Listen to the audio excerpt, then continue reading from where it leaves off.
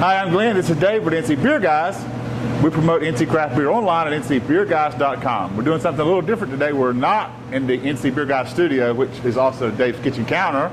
We have found our way to Hickory, North Carolina, in the Olde Hickory Brewery, and for a very special beer release that's coming up, collaboration between Peabody's Beer and Wine out of Boone, and we have the Chris Riley here, who is Mr. Peabody's Beer and Wine, and of course Steve is the brewer here at Olde Hickory, and they've continued a tradition this year and done a great collaboration of the Blendiculous, which we have the vintage Blendiculous is the show, Blendiculouses, and we have the new releases.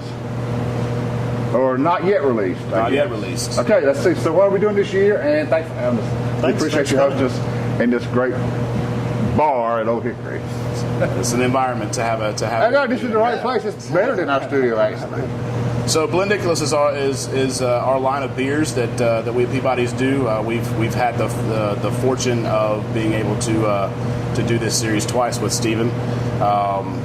He is the first year with Stephen, and then this is the fourth release. It's not necessarily annually, as you explained to me. It's when it's ready. Right. It's a whenever it is ready kind of beer. We don't push it.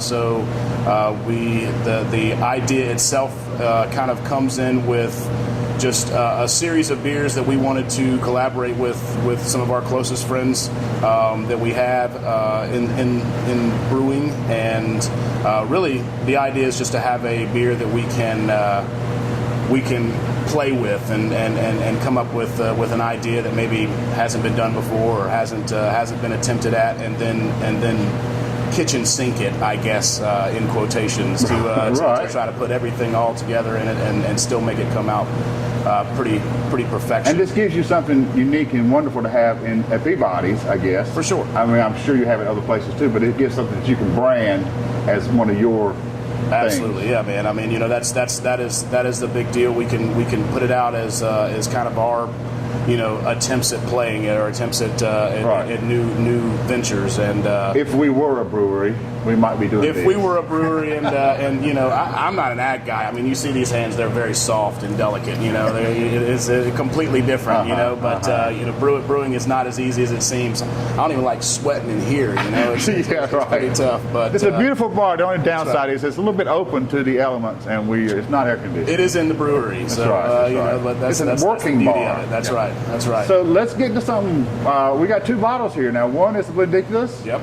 And what else are we doing today? So the other one is our first edition of our cocktail series of beers that we're doing. We don't just drink beer.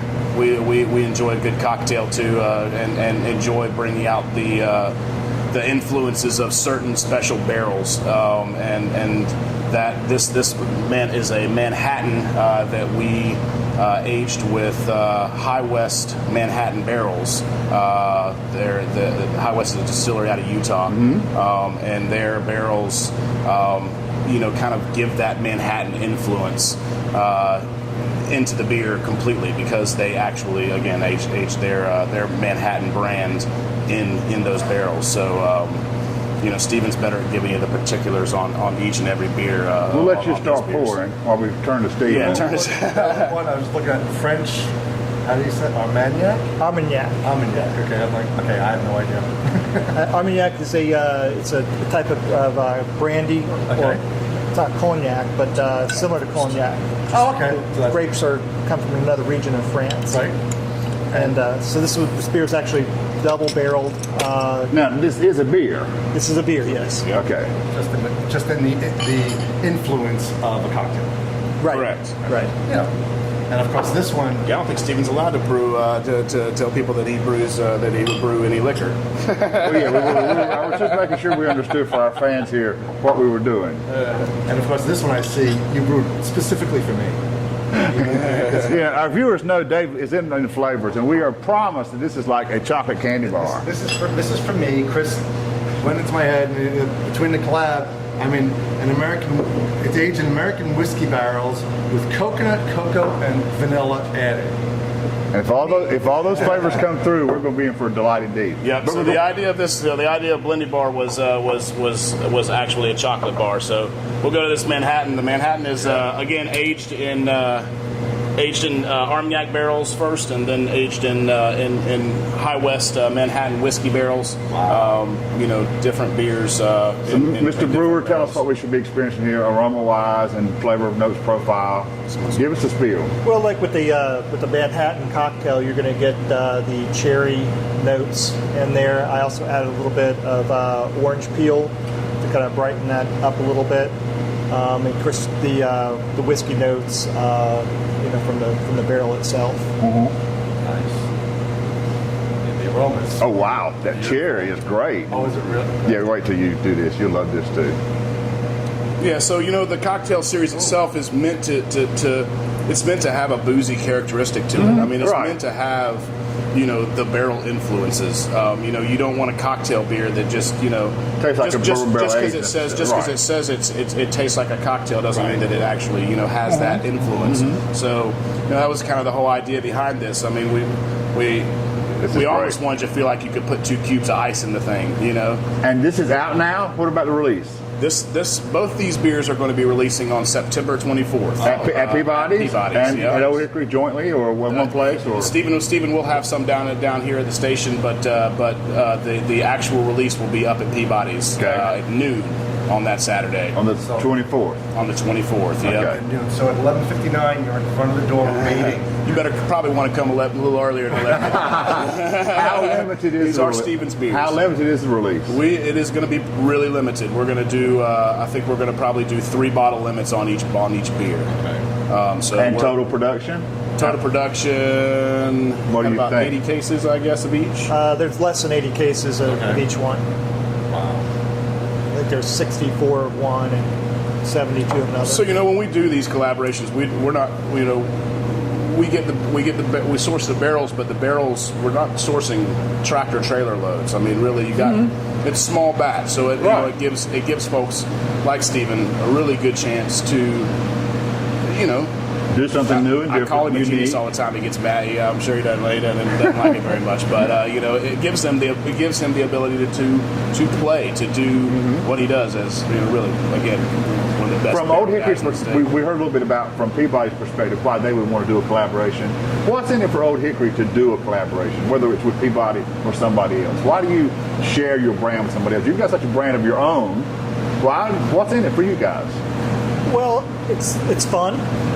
First and foremost, these are small projects that gives us time to experiment and have fun. I mean, we really enjoy what we do in our craft.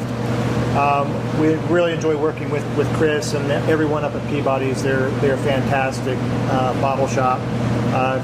If any of your viewers ever get a chance to get up in Watauga County, you really got to stop by. We tell them that very often. So we're it's one just of Chris's biggest fans. Fun stuff, and we've done these projects with other bottle shops, and it's a way to have some fun. That's great. Sell some beer. So while Chris gets ready to pour us some Blendy Bar, which again is the newest version of the Blendiculous, which has been out. This is the 4th release now, and as Chris said, it'll be out at the end of the month. Tell us about that beer. Okay, so this beer was designed after a candy bar. Sampling the beer that was in the barrels, and this was a mix of. They were all High West barrels, but it was a mix of their Scotch that they make and their bourbon whiskey that they make. And with the smokiness, peatiness of the Scotch barrels, we were looking at that. Our viewers will know I've just heard words that don't turn me on. David's delighted when he hears smokiness and peat, and that's not my flavors. So we're going to see how smoky it is. I'm not a smoke fan. We were looking at that, and so we're like, okay, we get some other influences of the vanilla and everything, and it really had a sweetness to it, and so we just decided to double down on that. We added vanilla, cocoa nibs, And All that other stuff was sounding great until we hit the smoke. For me. But now light smoke can be very appealing. Well, I've had some that are and then we also add a little bit of salt, a little bit of sea salt to it. Oh, really? to cut the bitterness, or what does that do? To enhance the flavors. Enhances Salt's a the flavor. catalyst. The same reason you would salt any kind of food, to bring up the flavor, to Right. enhance the flavor profile. So the original idea came from a really high end, like he said, a really high end chocolate bar that we had. That was a smoked sea salt and Okay. really rich chocolate. And What's the name of that candy bar? I don't know. I don't speak that language. Unfortunately, I think it's good. It's It was a Belgium. good candy bar. Right. But you know the Dark chocolate and salt. these with these barrels, they were so big and so hot and so intense that really we'd come down here and test with them, and it was akin to a Schlenkerla or a really smoky Rausch beer that really we didn't necessarily want to be in that bar. We wanted And to over kind of time, accentuate- that faded so slightly. we just, again, that's kind of one of the fun things about this series is we can just let it sit, and this it sat on those barrels for years, and it came out great. We just had to let that calm down, let it incorporate itself into the beer, and Let's see how great it came out. let's see how you like that smoke. Oh, this is excellent. Oh. It's got all what it promises in the chocolate balance and the cocoa nibs Vanilla and comes out. the vanilla and the coconut a little bit. These are, and I don't get too Dave's much. eyes are starting to roll back. Yeah, inside. yeah. I mean, And I don't think this is too smoky at all. I think Yeah. And it's a nice balance. I mean, trust the barrel master to let it go whenever. But it's even ready. a lot of what people consider great smoked beers are not my palate. Sure. But this is very good. I like okay, this. so we have to log this as dangerous. So ABV is Take a guess. 8.5.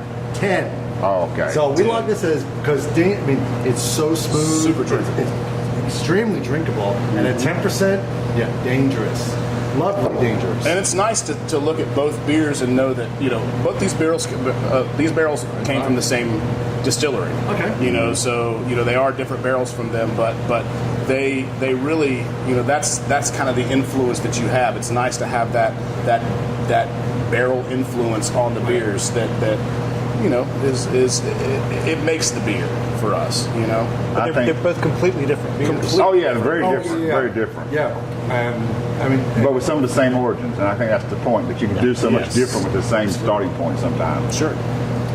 These are both great. I think you're going to have two big hits in your hand again. Thanks so much for having us. We look forward to the release of the beer. Cheers, guys. Until next time, this is Dave and Glenn, NC Beer Guys. Remember, drink local and keep your beer dollars in North Carolina. And come on by September 24th. September 24th, that's right. Peabody's in Boone. 5 your butts in Boone on the morning of September 24th. Cheers, guys.